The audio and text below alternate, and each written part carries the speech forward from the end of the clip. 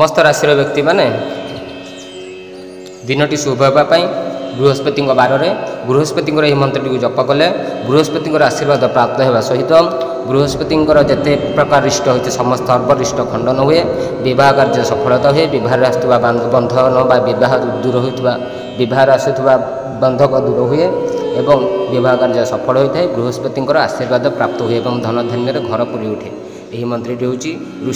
ऋष्यादिन्यास सहित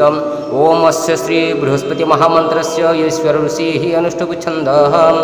अद्य दिवस दिवसाधिपति बृहस्पति देवता सुप्रीत ये मंत्र जपे विनियोग। यही मंत्रटी को 108 थर जप करवा पद्मबीजमाला किंबा हलदी गंठीमाल यही मंत्रटी को जप करा जाए। मंत्र हूँ ओम ऐं क्लीं बृहस्पतये नमः ओम ऐं क्लीं बृहस्पतये नमः ओम ऐं क्लीं बृहस्पतये नमः ओम ऐं क्लीं बृहस्पतये नमः ओम ऐं क्लीं बृहस्पतये नमः ओम ऐं क्लीं बृहस्पतये नमः ओम ऐं क्लीं बृहस्पतये नमः।